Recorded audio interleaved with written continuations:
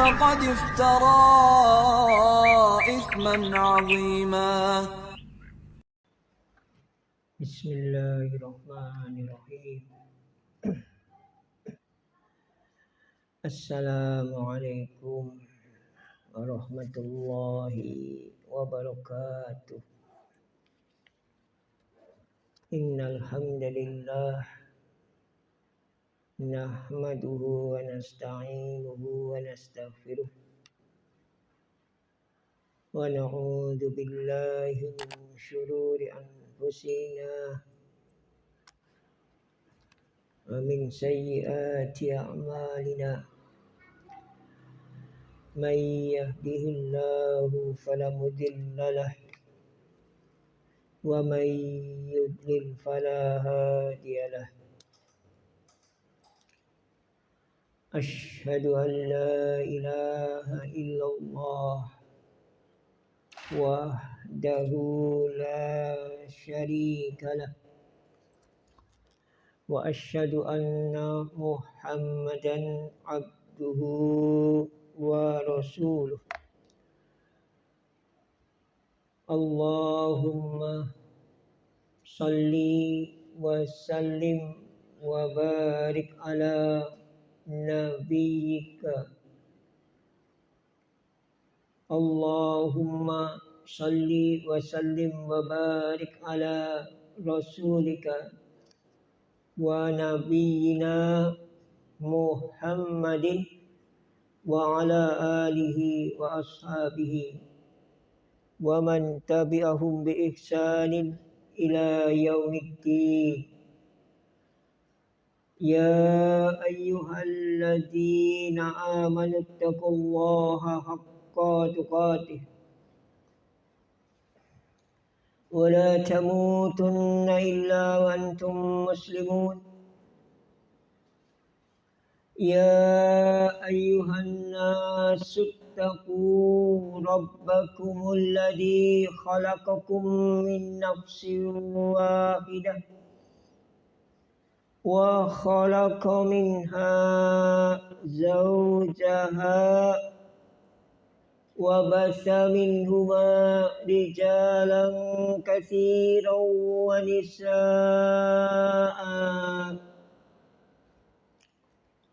واتقوا الله الذي تساءلون به والأرحام إن الله كان عليكم رقيبا. يا أيها الذين آمنوا اتقوا الله وقولوا قولا سديدا يصلح لكم أعمالكم ويغفر لكم ذنوبكم ومن يطع الله ورسوله فقد فاز فوزا عظيما. أما بعد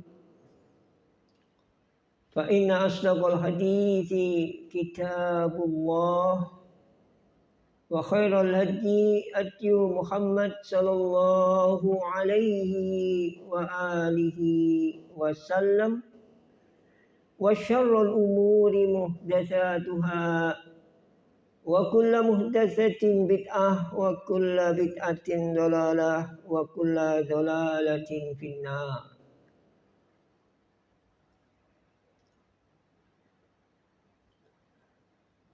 Kaum muslimin dan muslimat,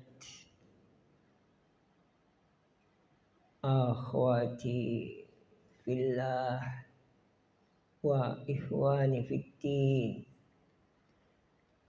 rahimani wa rahimakumullah. Barakallahu fiikum. Alhamdulillah, pada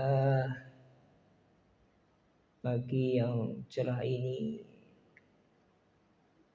Allah Subhanahu wa ta'ala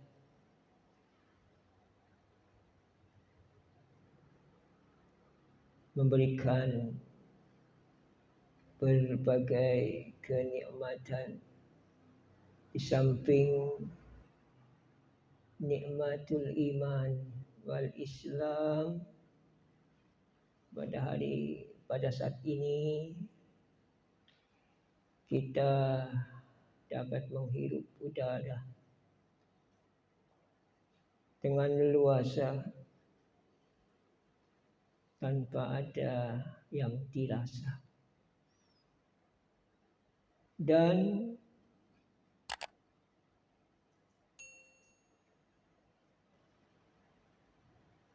nikmat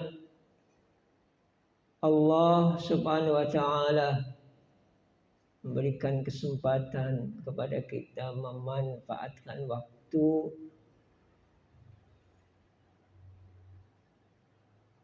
dalam ketaatan untuk menuntut ilmu syar'i, dan itulah sejatinya umur kita. Umur kita itu adalah waktu yang dimanfaatkan dalam ketaatan dan kebaikan. Ikhwah yang belum hadir pada saat ini, barangkali ada yang sakit, kita mendoakan mereka agar disegerakan mendapatkan kesembuhan, syifaan ajilan la yughadiru saqamah, sembuhan yang tidak meninggalkan bekas sisa penyakit, sisa rasa sakit sedikit pun. Dan barangkali ada di antara saudara-saudara kita yang sedang menyelesaikan suatu urusan. Kita mendoakan mereka agar segera diselesaikan urusannya dengan baik, lancar dan mudah. Dan mudah-mudahan kita semua yang hadir pulang membawa manfaat, berkah dan ridho dari Allah Subhanahu wa ta'ala. Baiklah, pada kesempatan yang berbahagia ini kita akan melanjutkan penjelasan Kitabul Adab dari Kitab Al-Jami', bagian akhir dari kitab Bulughul Maram yang disusun oleh Al-Hafidh Ibnu Hajar Al-Asqalani rahimahullahu ta'ala. Semoga Allah merahmatinya. Kita masih melanjutkan penjelasan hadis yang ke-10.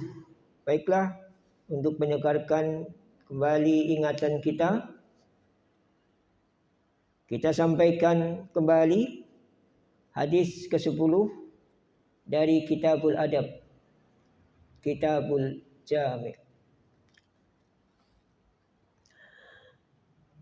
An Abi Hurairah radhiyallahu ta'ala anhu anin Nabi sallallahu alaihi wa alihi wasallam qala idza atasa ahadukum falyakul alhamdulillah waliyakul lahu akhuhu yarhamukallah. Fa idza qala lahu yarhamukallah falyakul lahu yahdikumullahu wa yuslih balakum. Idza atasa ahadukum, apabila salah seorang di antara kalian bersin, falyakul, maka katakanlah alhamdulillah. Segala puji bagi Allah. Falyakul lahu ahuhu, maka ucapkanlah kepadanya saudara-saudaranya yang mendengar ucapan alhamdulillah yang dikatakan oleh orang yang bersin tadi, yarhamukallah. Orang yang mendengarnya mengucapkan yarhamukallah, semoga Allah merahmatimu, memberikan rahmat kepadamu. Selanjutnya, fa idza qala lahu yarhamukallah, maka jikalau dia mengatakan kepadanya, orang yang mendengar alhamdulillah mengucapkan kepada orang yang bersin yang mengucapkan alhamdulillah,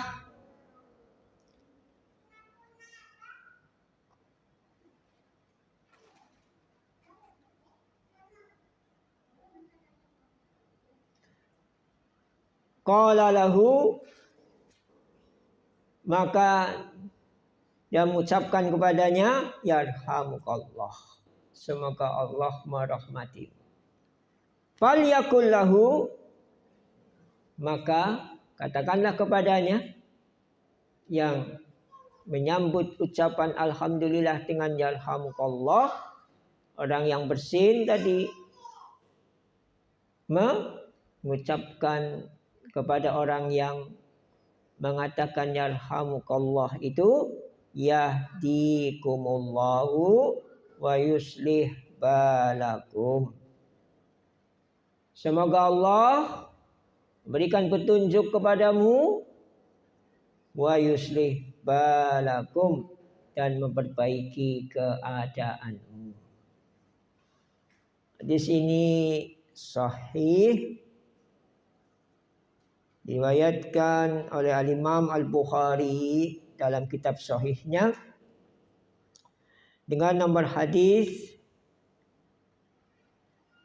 6224. Diriwayatkan juga oleh Al-Imam Ahmad dalam kitab Al-Musnad jilid 2 halaman 353, dan juga dikeluarkan oleh Al-Imam Abu Dawud dalam kitab Sunan Abi Dawud dengan nomor hadis 5033, dan juga dikeluarkan oleh Al-Imam An-Nasa'i rahimahumullahu ta'ala, semoga Allah merahmati kepada mereka, para ulama hadis yang mengeluarkan hadis yang mulia ini dalam kitab sahihnya, dalam kitab musnadnya, dalam kitab sunannya. Ada dalam kitab Sunan An-Nasa'i dengan nomor hadis 9989. Taib, sebelum kita mengkaji bersama tentang penjelasan hadis yang mulia ini, kita sedikit perkenalan atau mengenal tentang siapakah ar-rawi minas sahabah, periwayat dari kalangan sahabat, yaitu Abu Hurairah radhiyallahu ta'ala anhu. Semoga Allah Ta'ala meridhoinya. Banyak yang dikisahkan tentang diri Abu Hurairah, semoga Allah meridainya. Kita akan sampaikan tentang ibadah Abu Hurairah. Ibadahnya Abu Hurairah diriwayatkan dari Abu Utsman An-Nahdi rahimahullah ta'ala. Dia berkata, aku menjadi tamu Abu Hurairah radhiyallahu ta'ala anhu selama 7 hari. Jadi tamu selama 7 hari. Dia, istrinya, dan pembantunya bergantian membagi malam menjadi 3 bagian. Dia menghidupkan malam di rumahnya. Berarti sepanjang malam tidak sampai semuanya tidur. Ada yang tidur, ada yang bangun. Bangun untuk qiyamul lail, beribadah pada malam hari. Bergantian antara dirinya, istrinya, dan pembantunya. Yang ini sholat, kemudian membangunkan yang berikutnya. Lalu yang itu sholat, setelah itu membangunkan yang berikutnya. Begitu. Sholat, ada yang belum bangun, dibangunkan. Yang bangun tadi, sholat. Yang belum bangun, dibangunkan. Itu semangat Abu Hurairah radhiyallahu ta'ala untuk menghidupkan malam di rumahnya.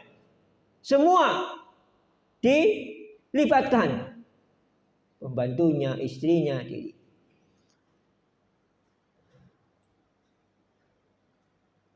Begitulah seterusnya. Hingga ibadah tidak pernah terputus di rumahnya sepanjang malam. Masya Allah. Ibadah tidak terputus. Selalu ada yang beribadah. Selalu ada yang melek. Tidak semuanya tidur. Itu rumah Abu Hurairah radhiyallahu ta'ala anhu. Yang kedua, diriwayatkan dari Atha bin Abi Rabah rahimahullah ta'ala bahwasanya Abu Hurairah radhiyallahu ta'ala anhu berkata, tidak ada penyakit yang lebih aku sukai daripada demam panas. Subhanallah. Penyakit kok senang ya? Itu makom kedudukan yang tertinggi orang yang mendapat musibah. Bukan hanya sabar. Sabar jelas itu wajib. Tapi senang. Kenapa senang? Karena Allah Subhanahu wa ta'ala memberikan kesempatan kepada dirinya yang ditimpa sakit itu tahur, membersihkan dosa sebagai penyucian dosa, ya kan? Makanya kita kalau menjenguk orang sakit, la ba'sa tahurun insya Allah. Memberikan suntikan optimisme, memberikan suntikan semangat dan harapan. La ba'sa, tidak apa-apa sakitmu, nggak apa-apa, kalem saja, insya Allah besok sembuh, nggak lama lagi, tidak apa-apa. Kita dokter bukan? Kita bukan dokter yang mengatakan tidak apa-apa. Tetapi bagi orang yang sakit, ada orang walaupun bukan dokter mengatakan kepada dirinya tentang penyakitnya, tentang sakitnya, la ba'sa, tidak apa-apa. Itu seakan-akan mendapat suntikan semangat dan harapan tentang kesembuhan dan tidak berpikir tentang penyakitnya.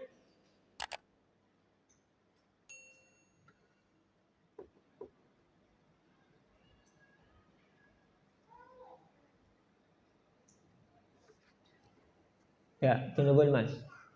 Tunggu. Asad dulu.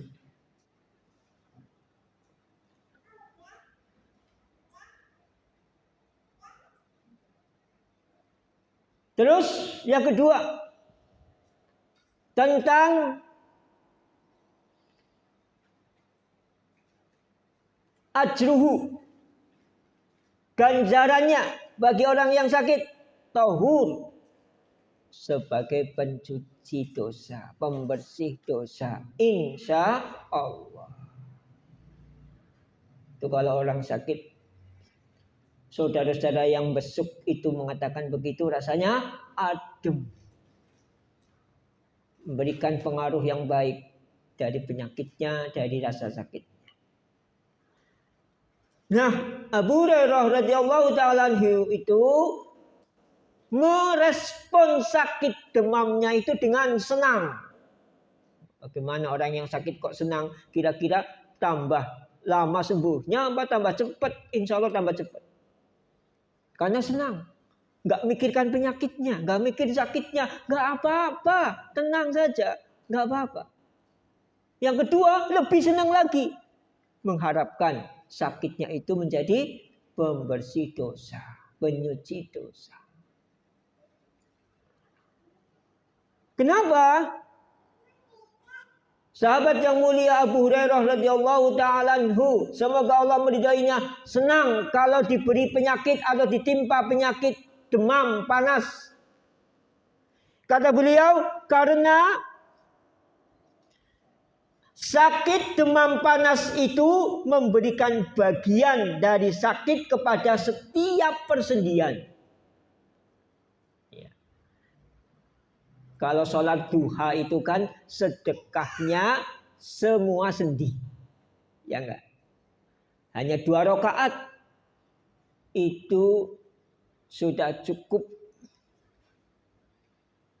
untuk memberikan sedekah kepada 300-an sendi dalam tubuh kita. Nah, sakit demam itu dialami setiap persendian. Makanya kan kita dok gitu ya. Karena yang 300 lebih persendian dalam tubuh kita itu juga mengalami demam. Masya Allah.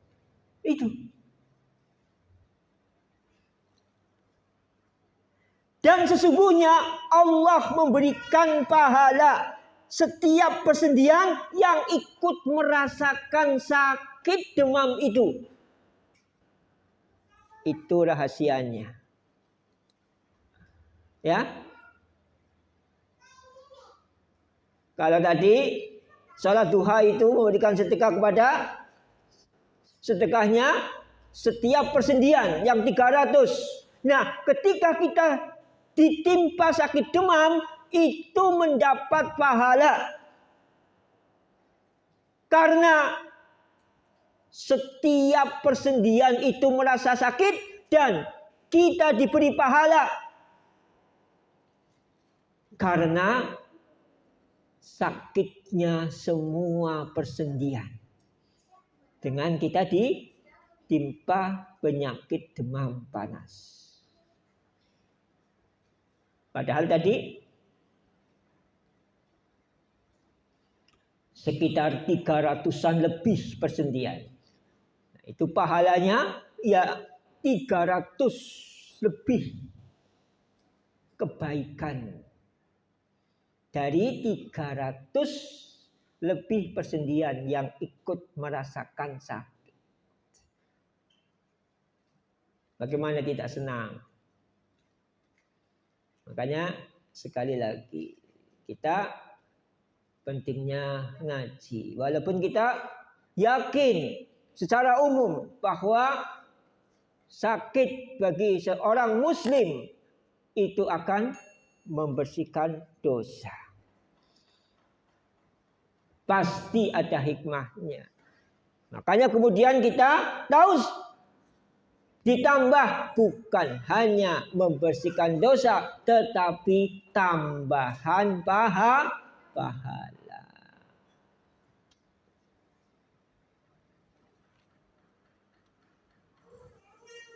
Itu yang kedua.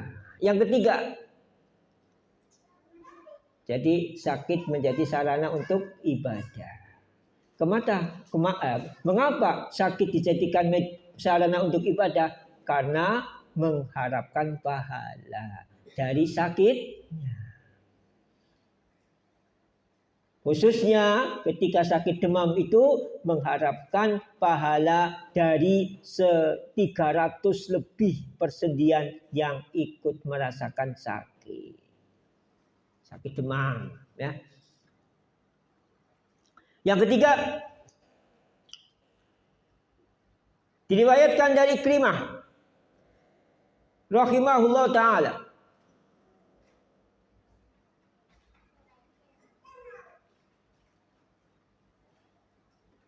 bahwasanya Abu Hurairah radhiyallahu taala anhu biasa membaca tasbih sebanyak 12.000 kali sehari. Setiap hari 12.000. Kita berapa orang hitung ya? Nah, ini juga ada pelajaran tidak mengapa jumlah zikir kita itu dihitung. Tetapi yang tidak boleh menentukan jumlah tertentu pada waktu tertentu. Kita akan sampaikan adabul atos, adab bersin. Adabul atos.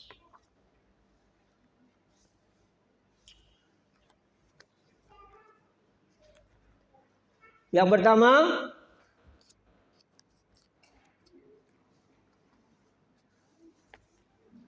meletakkan tangan atau baju ke mulut ketika bersin. Alhamdulillah sampaikan kemarin pada bulan yang lalu.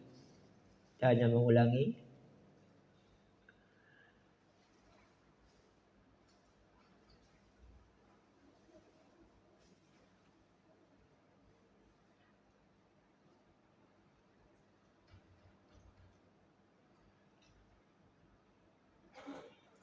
Sahabat yang mulia Abu Hurairah radhiyallahu taala anhu mengatakan tentang kaifiyah, tata cara, petunjuk Rasulullah sallallahu alaihi wasallam ketika bersin. Kana idza atosa wada'a yadahu aw saubahu ala fi. Kana idza atosa, jika Rasulullah sallallahu alaihi wasallam bersin. Karena atosa di sini berarti fa'ilnya Rasulullah sallallahu alaihi wasallam. Wa do'a yadahu, beliau meletakkan tangannya, au saubahu atau bajunya, fi ala fihi, ke mulutnya. Jadi kalau bersin mulutnya ditutup, baik sholat maupun di luar sholat. Menutupnya dengan tangan atau baju. Kalau sholat ya susah pakai baju, nutup pakai baju. Ya pakai tangan kalau sholat. Hadis ini dikeluarkan oleh Al-Imam At-Tirmidzi dan Abu Dawud, disahihkan oleh Al-Imam Al-Hakim dan Al-Imam Al-Zahabi rahimahumullahu ta'ala. Hikmahnya, kadangkala orang yang bersin itu mengeluarkan air liur dari mulut, sehingga dapat mengganggu orang yang berada di sebelahnya. Gimana gitu loh melihat, ya enggak, ngecas, wong tua kan ngecas.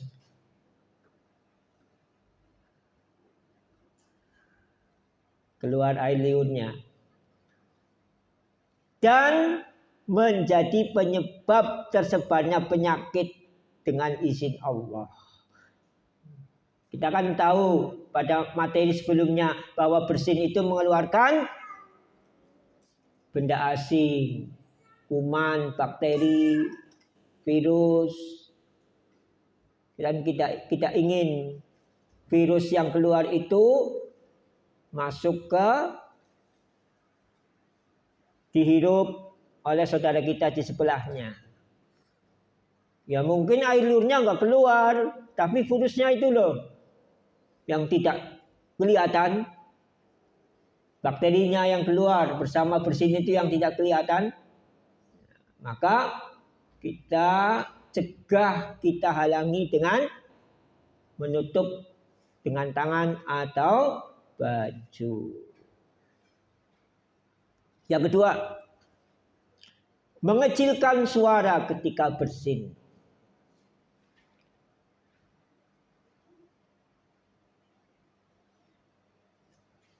Nabi SAW juga bersabda, "Idza atasa ahadukum falyada' kaffaihi ala wajhihi wal yahfad sautahu." Jadi jangan wajib, apalagi disengaja, ya. Malahan kita menahan, bukan menahan bersinnya, tapi menahan suara yang keras. Kalau bisa ditahan. Kalau nggak bisa ditahan, datangnya refleks, ya. Tapi kalau bisa ditahan supaya tidak keras suaranya, apalagi disengaja. Orang yang tidur saja bisa bangun, saking banternya, saking keras. Itu adab yang baik dalam bersin. Tidak mengeraskan suaranya, kecuali kalau tidak disengaja, refleks dari dalam. Tidak bisa kita kita tahan kerasnya suara itu. Idza atasadukum, apabila salah seorang dari kalian bersin, fal yada kaffaihi ala wajhihi, hendaklah dia meletakkan tangan ke wajahnya. Kalau tadi hadis yang pertama bentuknya khobar. Apa? Sahabat menyampaikan apa yang dilakukan oleh Rasulullah SAW ketika bersin. Nah, hadis yang kedua, sabda langsung. Kira-kira yang lebih kuat yang mana? Hadis pertama ya pasti hadis yang kedua. Hadis yang kedua. Karena sabda langsung. Apalagi sahih hadisnya. Sama-sama sahih, tapi lebih kuat hadis sahih yang bentuknya sabda langsung dari beliau Sallallahu Alaihi Wasallam. Itu yang pertama, menutup mulutnya dengan telapak tangan ketika bersin. Yang kedua, wal yahfad sautahu, dan mengecilkan suaranya. Malah justru ditekan suaranya, tidak sampai suaranya keras, apalagi disengaja, ya kan? Baik, ada yang saudara kita yang kalau bersin tidak tahu sengaja apa enggak itu. Sengaja dikeraskan. Ya.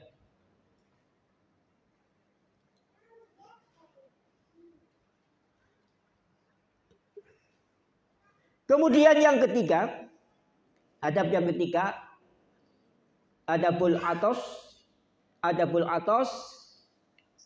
memuji Allah setelah bersin.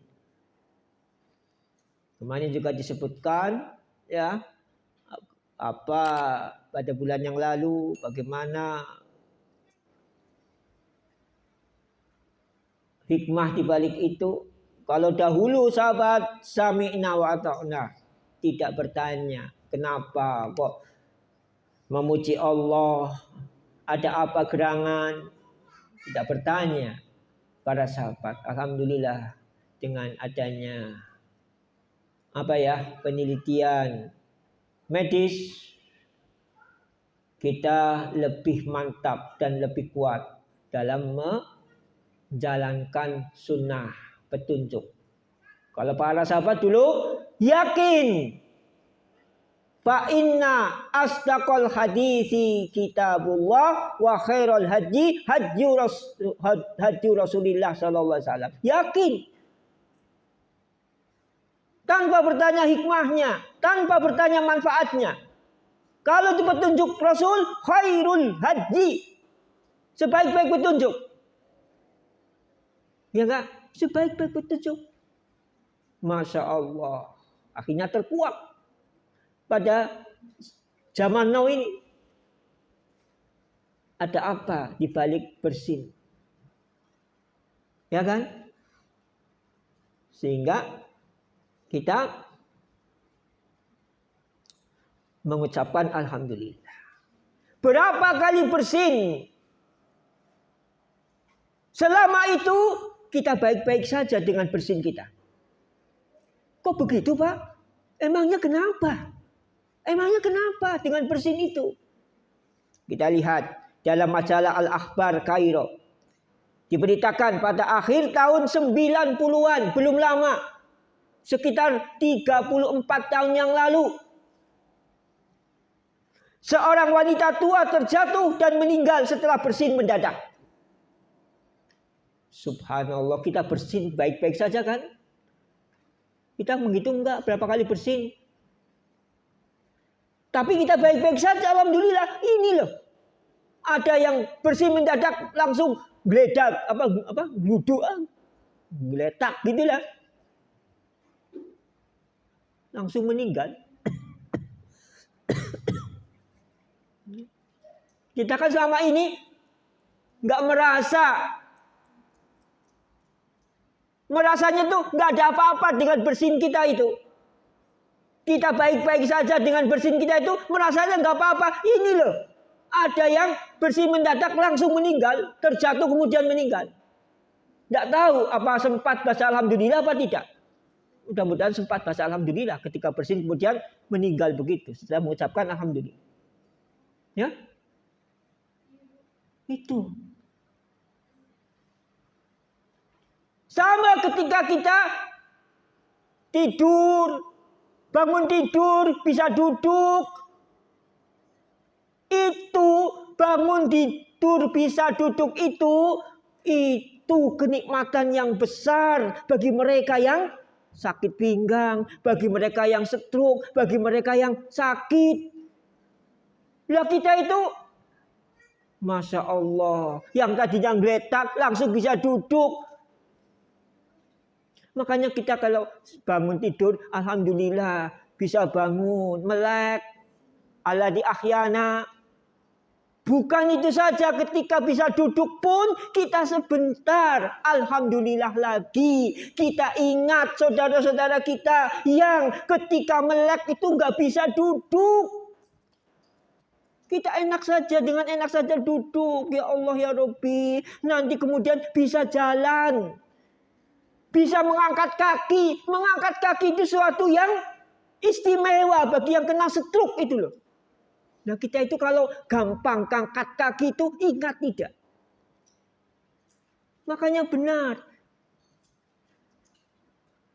Abu Hurairah tuh sampai tasbih 12.000 kali. Nah, kita ini mestinya alhamdulillah ini berapa ribu kali. Kalau setiap kita itu diberi kemudahan, alhamdulillah.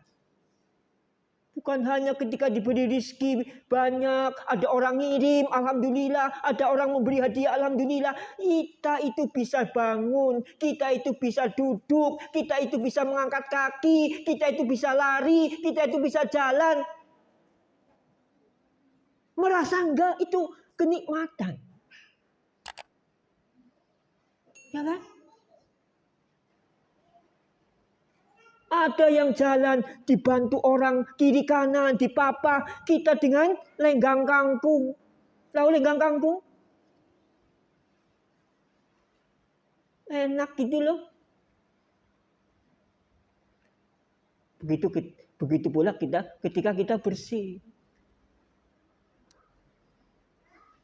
Alhamdulillah di samping apa tadi? Keluar kuman, bakteri, virus, benda-benda asing dalam tubuh bersamaan dengan hentakan dari dalam ketika kita bersin. Yang kedua, ada itu yang mati mendadak karena bersin. Kita baik-baik saja selama ini, alhamdulillah, dengan bersin kita. Ya kan? Alhamdulillah.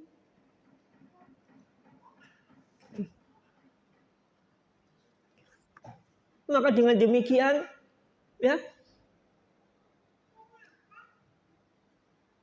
akan minum juga begitu. Ada yang minum keluar lagi. Ada. Itu ada. Pak dokter itu tanya itu. Ya, belum baru mau nelan air itu keluar lagi, nggak bisa nerima air apalagi makanan. Ya Allah ya Rabbi, kita baik-baik saja kalau minum. Tanpa kita merasakan enggak? Bibir kita melantunkan alhamdulillah enggak ketika setiap kita minum. Walaupun nanti setelah minum juga alhamdulillah karena apa? Air yang kita minum itu masuk. Kan ada, jangankan makanan, air saja keluar lagi enggak bisa nerima.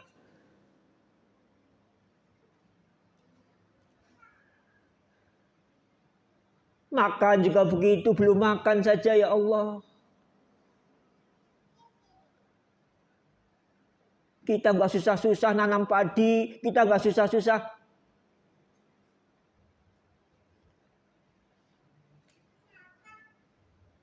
Tahu-tahu ada makanan, tahu-tahu ada nasi. Berapa rantai itu? Jadinya nasi di piring. Tanpa kita berupaya. Ya enggak?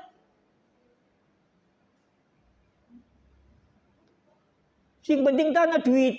Ya orang mesti nganggo duit kadang ya oleh berkat. Orang teka walima dikirimi berkat. Ya boleh? Ada kan? Iya. Yang dekat dengan Sohibul Hajah itu kan makanya kan ada yang abseni. Yang abseni fulan dicentang, fulan datang dicentang. Yang tidak datang diping, itu nanti diatari berkat.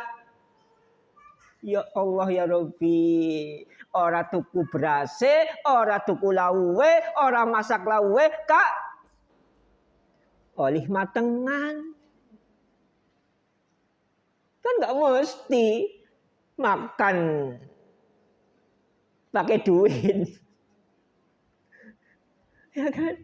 Tidak semua orang bisa makan dengan beli mentahnya apa matangnya.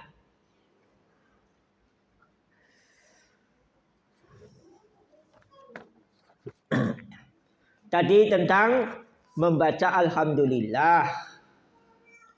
Sekarang bagaimana hukumnya? Hukumnya membaca alhamdulillah. Dalam kitab Tawdihul Ahkam. Tawdihul Ahkam itu salah satu kitab syarah atau penjelasan kitab Bulughul Maram. Kalau yang ulama mutaqaddimin itu Al-Imam As-Sun'ani. Beliau menyusun kitab Syarah Kitabul Maram yaitu Subul Salam. Salah satu ulama muasirin, ulama masa kini, ulama kontemporer yang menyusun kitab penjelasan Kitabul Maram yaitu Syekh Al-Bassam.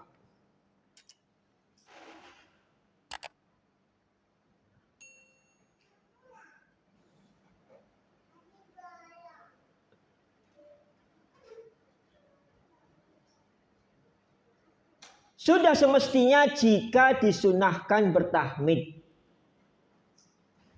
Jadi apa ini? Sunnah hukumnya. Kenapa bertahmid?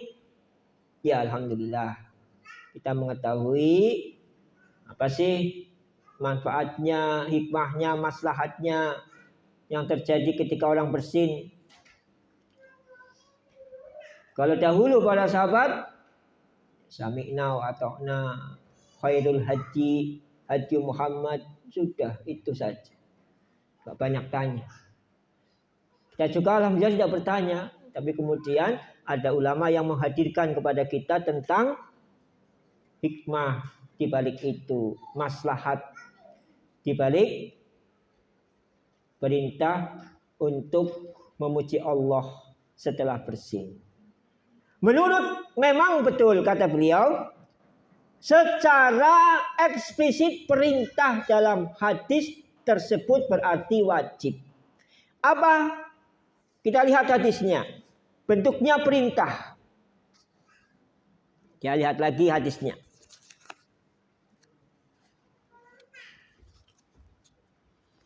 Idza atasa ahadukum falyakul alhamdulillah. Falyakul, maka katakanlah.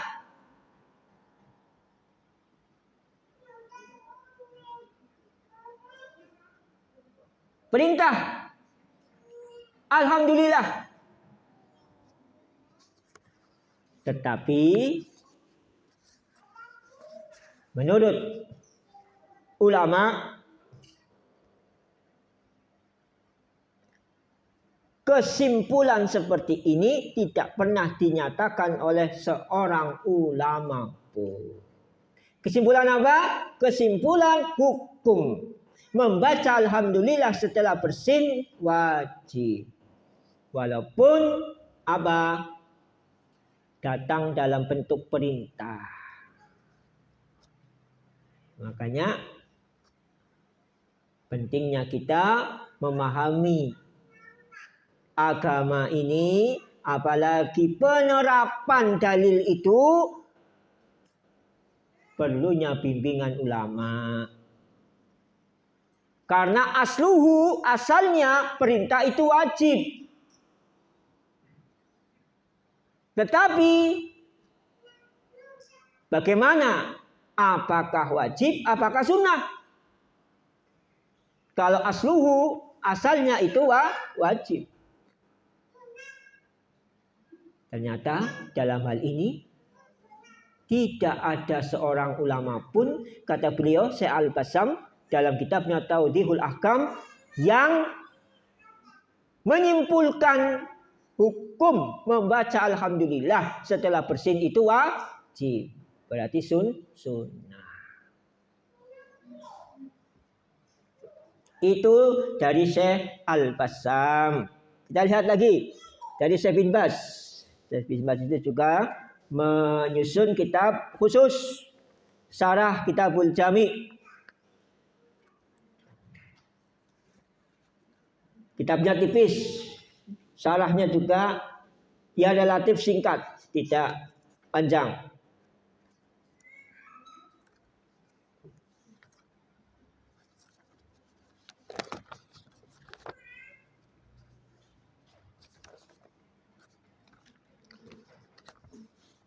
Dalam kitab syarahnya, Syekh bin Baz rahimahullah ta'ala mengatakan, orang yang bersin disunahkan mengucapkan alhamdulillah.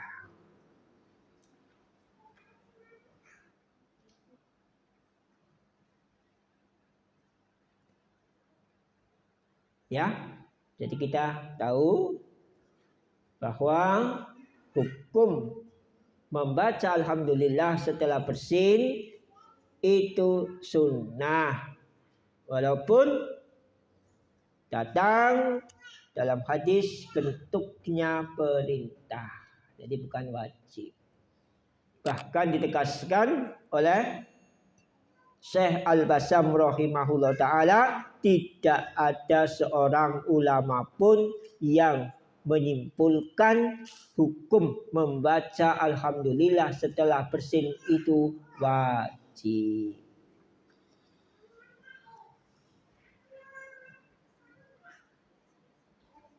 Kemudian bentuk bacaan tahmid, ya kan?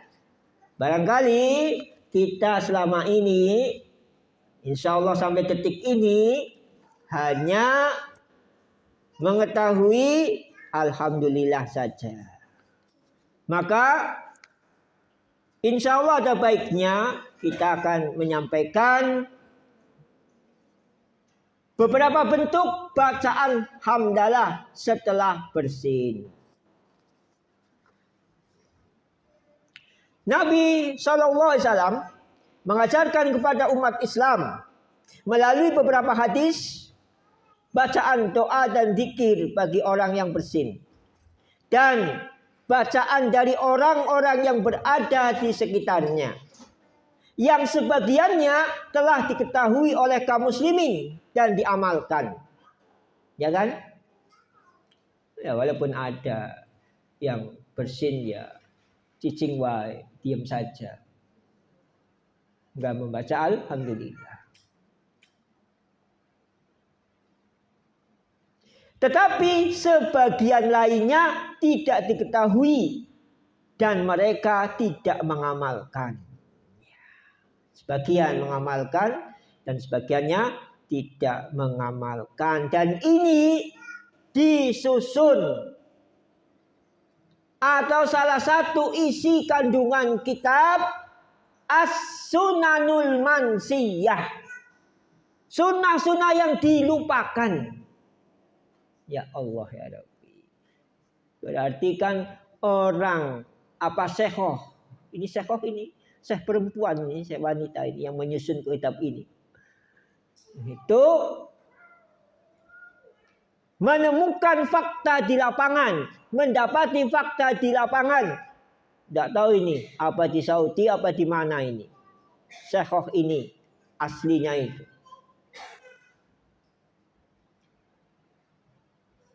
Bahwa orang muslim yang bersin itu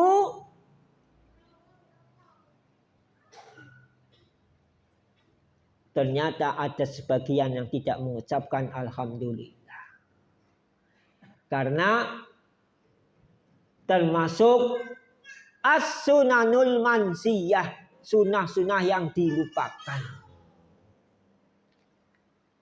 Makanya kalau sunnah yang dikategorikan minas sunanil mansiyah, termasuk sunnah-sunnah yang dilupakan, insya Allah pahala kita lebih besar daripada mengamalkan sunnah yang masih banyak diamalkan.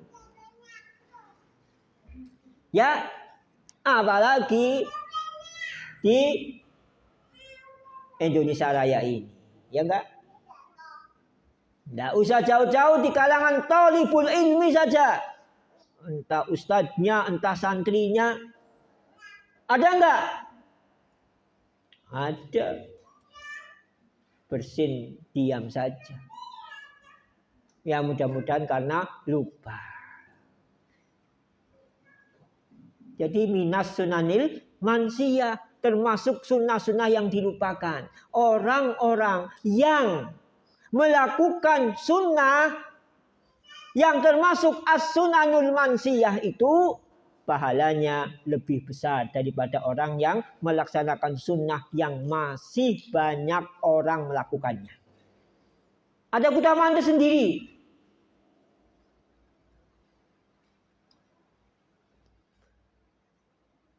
Sekarang bulan Sya'ban. Ya, ini tanggal 1 ini. Kesempatan kita mendapat pahala yang besar pada bulan Sya'ban. Kenapa? Karena bulan Sya'ban itu termasuk bulan yang dilalaikan. Orang mengharapkan Ramadan setelah melakukan amalan pada bulan Rajab yang merupakan bulan haram. Nah, Sya'ban itu di antara bulan Rajab dan bulan Ramadan dan banyak orang-orang lalai. Maka kesempatan bagi kita untuk mendapatkan pahala yang lebih besar apabila kita mengamalkan amalan-amalan soleh yang dilakukan pada bulan Sya'ban. Ya kan? Jadi, alhamdulillah dengan segala kekurangan dan keterbatasan kita sudah melakukan amalan-amalan pada bulan Rajab yang merupakan bulan haram. Nah, jangan kendor. Tetap gaspol. Ya enggak? Orang boleh lalai pada bulan Sya'ban, maka kita tidak boleh lalai. Kenapa begitu? Karena kita ingin mendapatkan pahala yang lebih utama. Kenapa lebih utama? Karena bulan Sya'ban banyak dilalaikan orang. Orang mengejar amalan pada bulan Rajab yang bulan haram, kemudian orang mengejar nanti pada bulan Ramadan. Sya'ban seperti anak tiri. Nah, itulah cara cerdas seorang mukmin untuk memperbanyak keutamaan. Dibidik waktunya. Waktunya orang lalai. Seperti di mana? Di pasar. Maka dikit di pasar itu insya Allah pahalanya lebih banyak daripada di masjid. Kenapa? Di masjid ya panggonane wong dikir loken nang masjid ana wong dodolan. Ora li berkah wong dodolan nang masjid. Tetapi di pasar orang yang banyak lalai, sibuk dengan urusan bati, untung, laba, kok banyak zikir. Ini mengandung keutamaan tersendiri karena ketika itu orang banyak lalai. Makanya kita kalau jualan di pasar banyak zikir. Ya pas nunggoni sing tuku, apalagi ditukoni tetap zikir. Karena zikir di pasar itu lebih utama. Kenapa begitu Pak? Karena banyak orang lalai ketika itu. Ya kita ingin dapat ganjaran lebih utama. Maka beramal pada bulan Sya'ban. Kenapa keutamaannya? Karena bulan Sya'ban itu banyak orang lalai. Makanya ada naskah Sya'ban yang dilalaikan. Bulan Sya'ban yang dilalaikan. Justru Rasulullah SAW banyak berpuasa pada bulan Sya'ban. Dalam hal bulan Sya'ban banyak dilalaikan karena kita banyak berpuasa pada bulan Sya'ban itu, maka banyak berpuasa pada bulan Sya'ban lebih utama. Di samping sebagai pemanasan,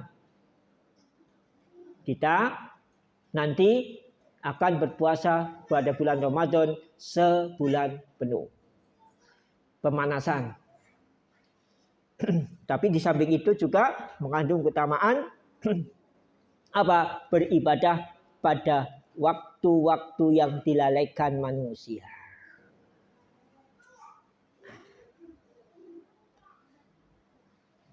Bacaan doa yang paling masyhur dan sahih bagi kedua belah pihak, yaitu orang yang bersin dan orang yang di sekitarnya, antara lain ya tadi alhamdulillah, yarhamukallah, yahdikumullahu wa yuslih balakum. Kemudian bacaan yang kedua. Bacaan yang kedua dalam kitab Sunan Abi Dawud dengan nomor hadis 5033. Redaksinya, lafadznya ida atosa ahadukum falyakul alhamdulillahi ala kulli hal. Ini kedua. Bentuk hamdalah yang kedua. Kalau yang pertama cukup alhamdulillah, yang kedua alhamdulillahi ala kulli hal.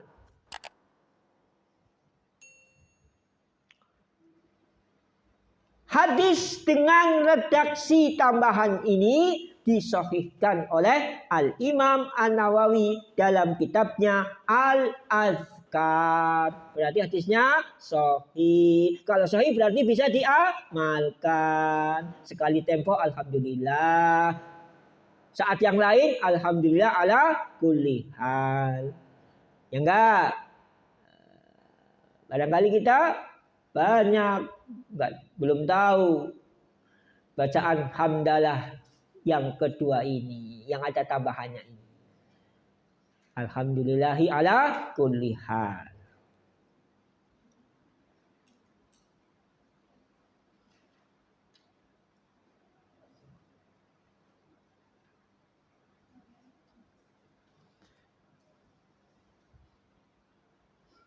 Yang disebutkan dalam riwayat ini, ya, kata Syekh Al-Albani, itu hadis yang cacat, tetapi ada riwayat lain yang sahih.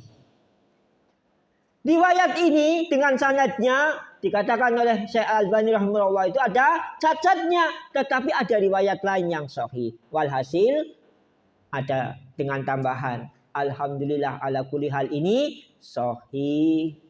Karena dengan sanad yang lain, dengan jalan periwayatan yang lain, itu sahih. Dinyatakan oleh Syekh Al-Albani rahimahullah ta'ala dalam kitabnya Irwaul Ghalil.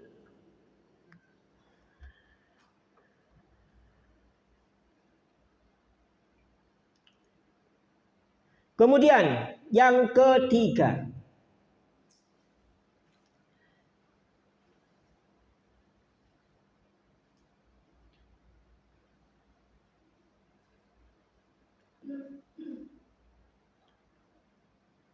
dari Nafi.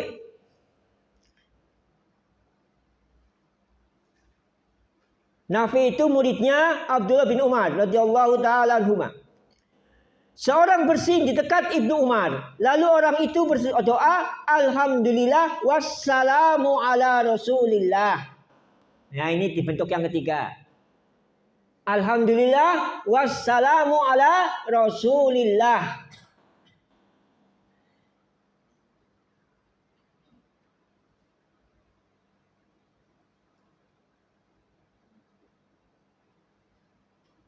Ibnu Umar berkata, aku mengucapkan alhamdulillah wassalamu ala rasulillah. Namun bukan ini yang diajarkan oleh Rasulullah sallallahu alaihi wasallam.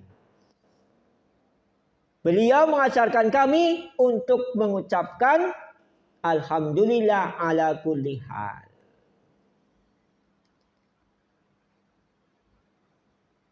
Bagaimana ini? Syekh Al-Albani rahimahullah ta'ala mengatakan, sanad hadis ini sahih. Karena perawi-perawinya thiqah, percaya.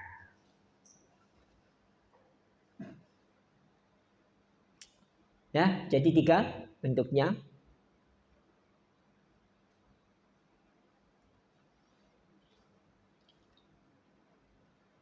Alhamdulillah, alhamdulillah ala kulli hal, alhamdulillah wassalamu ala rasulillah.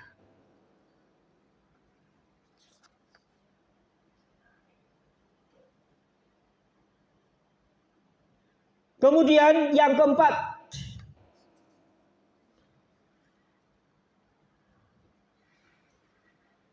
dikeluarkan oleh Al-Imam Bukhari dalam kitabnya Al-Adabul Mufrad. Bukan kitab sahih ya. Jadi kitabnya Al-Adabul Mufrad kitab-kitab tentang adab dan akhlak dari Al-Imam Al-Bukhari.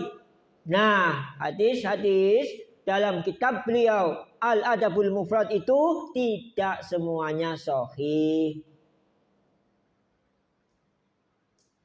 Tetapi kalau dalam kitab sahih, iya. Bahkan kitab sahih setelah Al-Quran. Tetapi dalam kitabnya Al-Adabul Mufrad itu tidak semuanya sahih. Walaupun kitab yang disusun oleh Al-Imam Al-Bukhari rahimahullah ta'ala. Dari Abdullah bin Mas'ud, semoga Allah meridainya, dia berkata, Ida atosahadukum falyakul alhamdulillahi rabbil alamin. Yang keempat apa? Alhamdulillahi rabbil alamin. Hadis ini sahih, disahihkan oleh Syekh Al-Albani rahimahullah ta'ala dalam kitab Sahih Al-Adab Al-Mufrad. Nah, di sahih ya.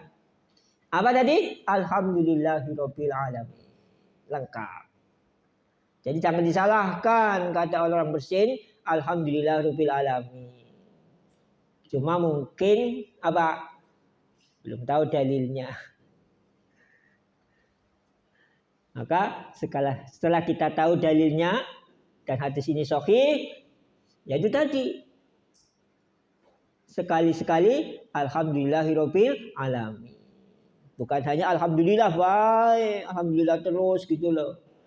Awit cing cilik mula, awit cing gemian mula, alhamdulillah baik. Kita mengetahui ada berapa tadi? 4. Yang pertama alhamdulillah, yang kedua alhamdulillah ala kulli hal, yang ketiga alhamdulillah wassalamu ala rasulillah, yang keempat alhamdulillahirabbil alamin.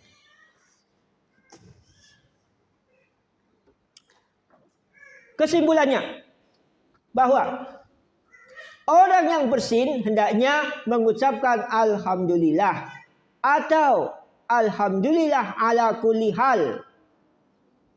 Ucapan ini sahih dari Rasulullah sallallahu alaihi wasallam.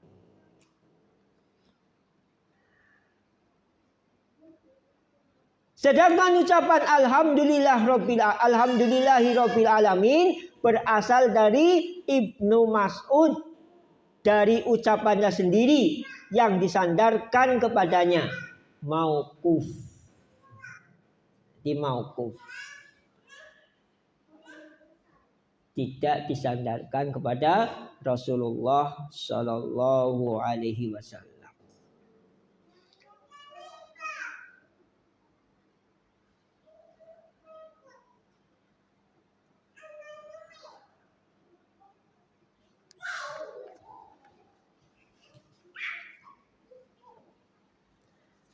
Itu tentang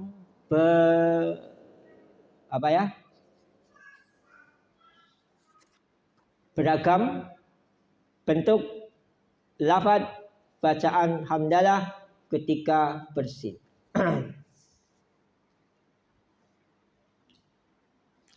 Kemudian berikutnya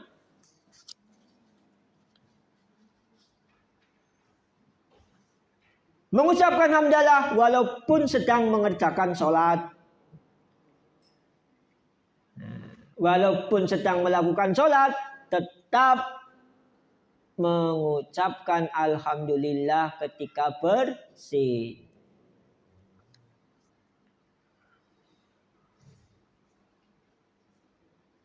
Dari sahabat Muawiyah bin Al-Hakam As-Sulami, semoga Allah meridainya, dia bercerita, baina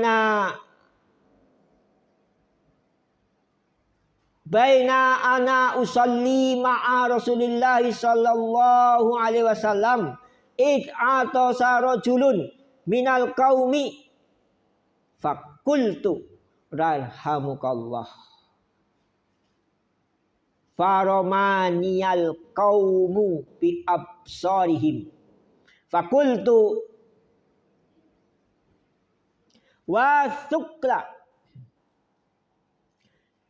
ummiyahu ma sya'nukum tanduruna ilayya. Fajalu yadribuna bi aidihim ala afkhadihim. Falamma ra'aituhum yusammitunani lakinni sakattu.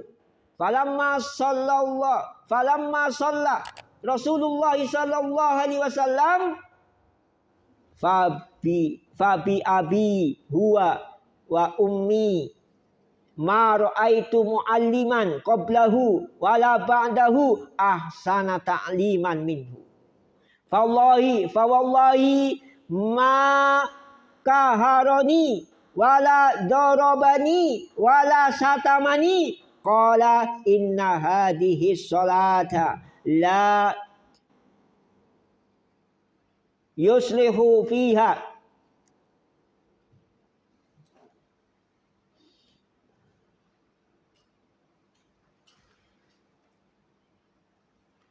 la yaslahu fiha syai'un min kalamin nas innama huwa tasbih wa takbir wa qiraatul Qur'an.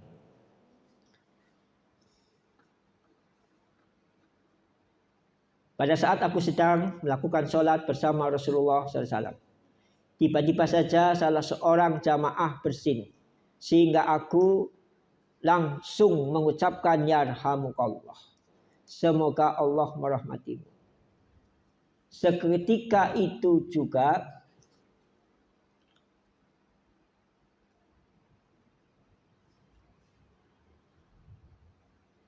para jamaah yang lainnya memelototiku.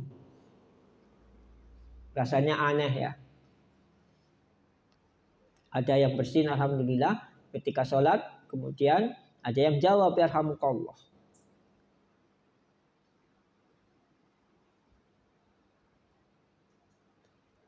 Para jamaah yang lainnya memelototiku. Aku pun berkata kepada mereka, celakalah ibu kalian. Mengapa kalian melihat ke arahku demikian? Maka mereka memukul-mukul paha mereka, memberi tanda. Ketika aku melihat mereka berusaha mendiamkanku, aku sudah diam lebih dahulu. Mungkin dengan isyarat ya, supaya diam. Sholat kok ngomong gitu ya, di luar bacaan sholat. Ketika Rasulullah SAW selesai melakukan sholat, sungguh aku bersumpah, belum pernah aku melihat seorang guru sebelum beliau atau sesudah beliau yang paling baik metode pengajarannya. Nah, ini menjadi obsesi cita-cita ustadzah dan ustadz. Bagaimana ada peserta didiknya, ada santrinya yang terkesan tidak ada guru yang lebih baik selain Bu Guru Fulan, selain Pak Guru Fulan, Pak Bu Guru Fulana, selain Pak Guru Fulan.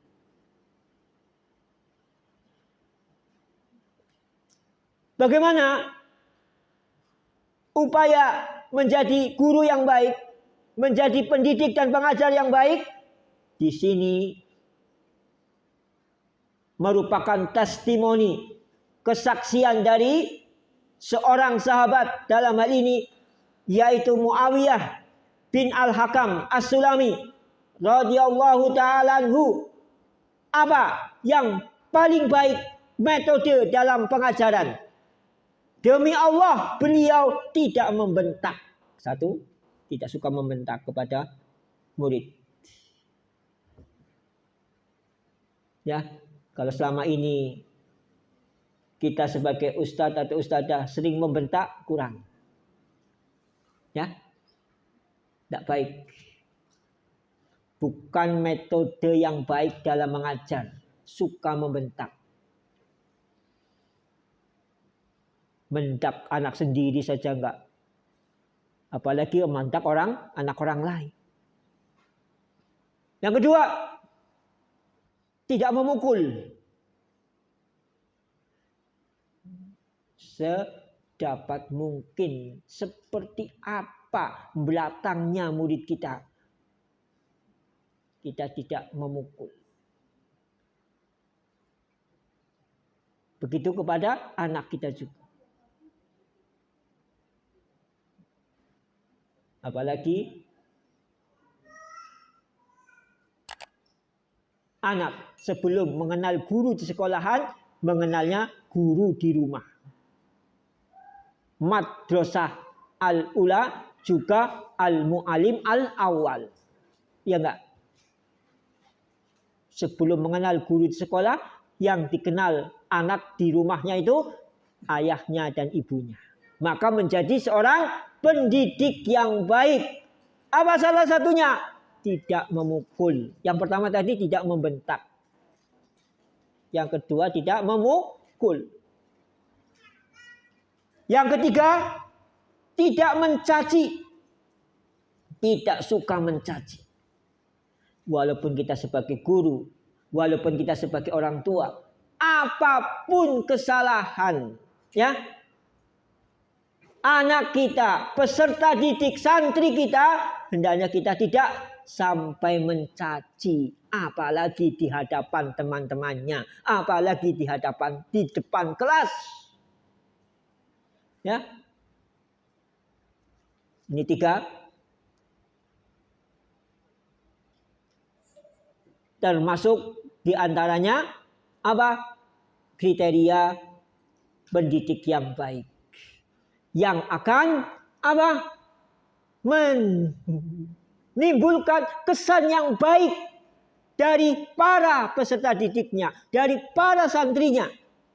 Tidak membentak, tidak memukul, dan tidak mencaci.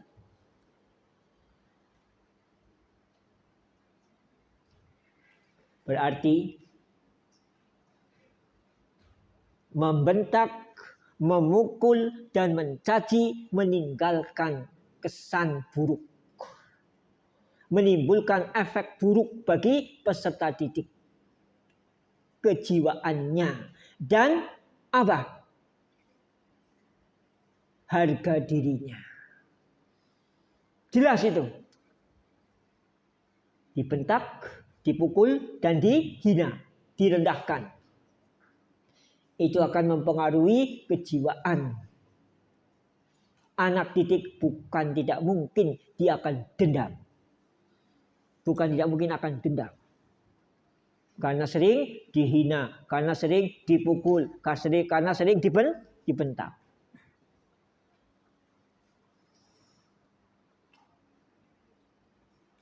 Demi Allah, beliau tidak membentak, tidak memukul, ataupun mencaci maki. Tidak mencaci maki. Beliau hanya bersabda, sesungguhnya dalam sholat ini tidak dibolehkan mengucapkan perkataan manusia. Menanggapi perkataan manusia. Makanya kalau diuluk salami ketika kita sholat, menjawabnya dengan isyarat. Kalau masih ada orangnya di situ setelah kita sholat, masih ada di situ di tempat itu, kita menjawab waalaikumsalam warahmatullahi wabarakatuh. Begitu tuntunannya. Insya Allah sudah berlalu pembahasan ini. Ya. Mengingatkan imam itu juga dengan subhanallah. Ya enggak? Apa itu? Tasbih. Kenapa mengingatkannya dengan tasbih? Karena sedang sholat.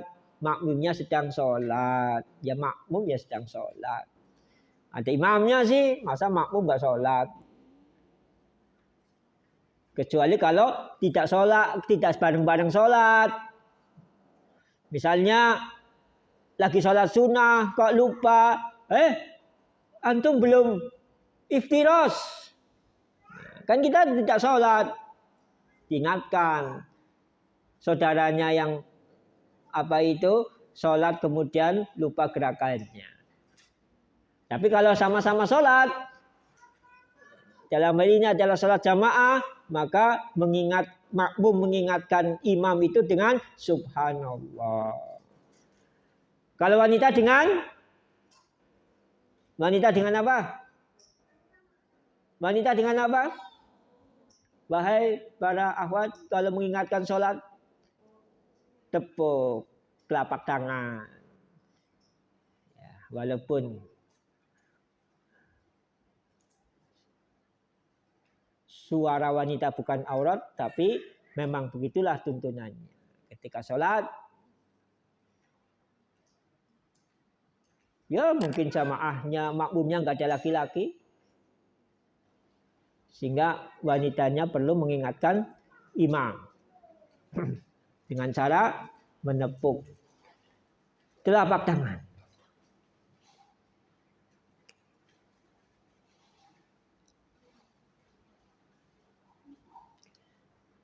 Al-Imam An-Nawawi rahimahullah ta'ala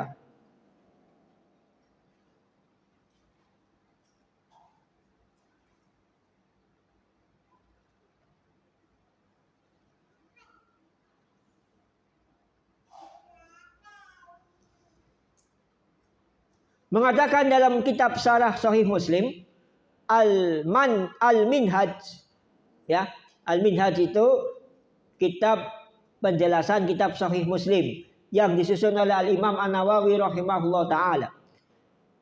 Bagi orang yang bersin ketika sedang melakukan sholat, disunahkan baginya untuk mengucapkan hamdalah dengan samar-samar, tidak nyaring supaya tidak dijawab.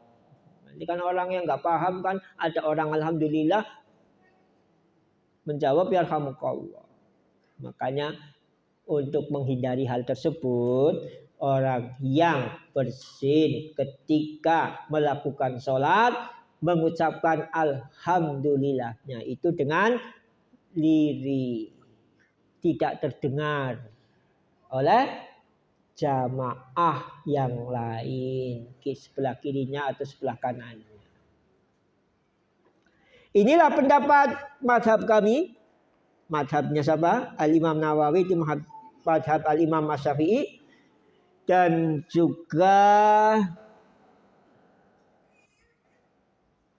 mazhab Maliki, mazhab Al-Imam Malik rahimahullah ta'ala.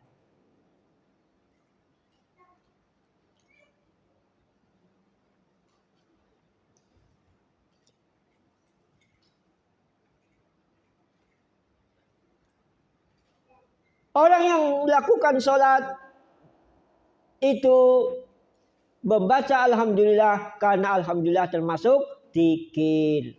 Tadi kan disebutkan ketika Rasulullah Shallallahu Alaihi Wasallam memberi pengarahan kepada siapa? Muawiyah bin Al-Hakam radhiyallahu taala anhu, bahwa sholat itu adalah tasbih, takbir, dan membaca Al-Quran, dan tahmid termasuk zikir.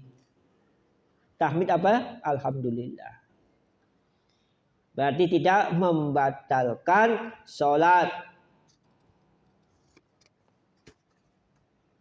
Dan sunnahnya zikir ketika sedang melakukan sholat adalah diucapkan dengan samar-samar. Kecuali yang memang harus diucapkan dengan nyaring. Seperti apa? Takbiratul ihram.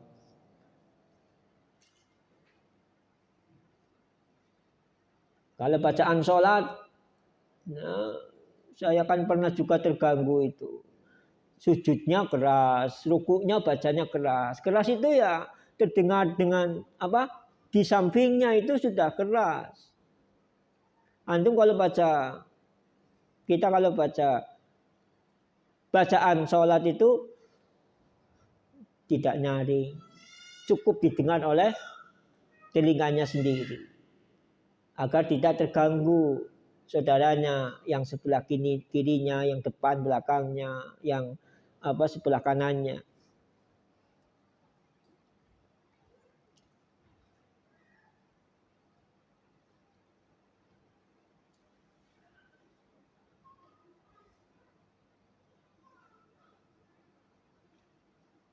Kemudian Al-Imam An-Nawawi juga menyebutkan apabila seseorang bersin ketika sedang melakukan sholat, maka disunahkan baginya mengucapkan Alhamdulillah dalam hati. Itulah pendapat madhab kami, madhab Al-Imam Asy-Syafi'i. Itu bisa membaca Alhamdulillah dalam hati ketika sedang bersin dalam sholat.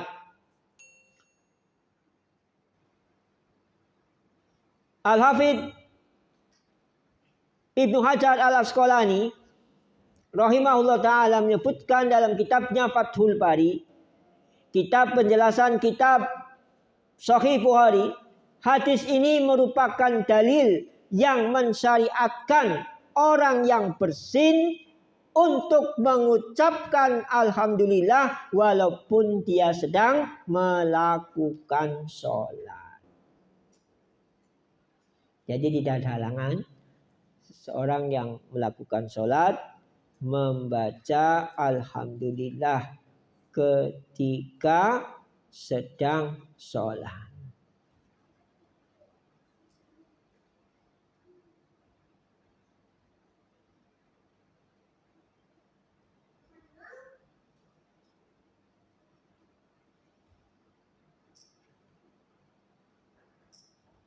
Isyarat mengenai hal ini akan disebutkan pada kajian yang akan datang insyaallah dalam hadis yang diriwayatkan dari sahabat Rifa'ah bin Rafi' radhiyallahu ta'ala anhu.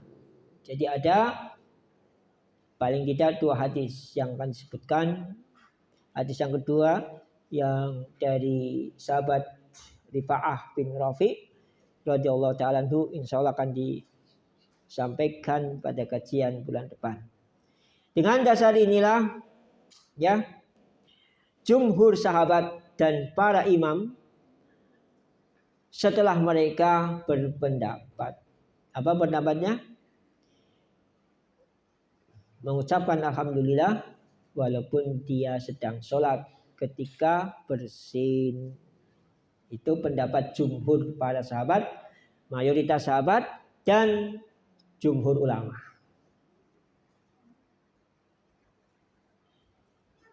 Demikian pula yang menjadi pendapat Imam Malik, Asy-Syafi'i dan Imam Ahmad rahimahumullahu ta'ala. Jadi simpulannya membaca Alhamdulillah itu sunnah.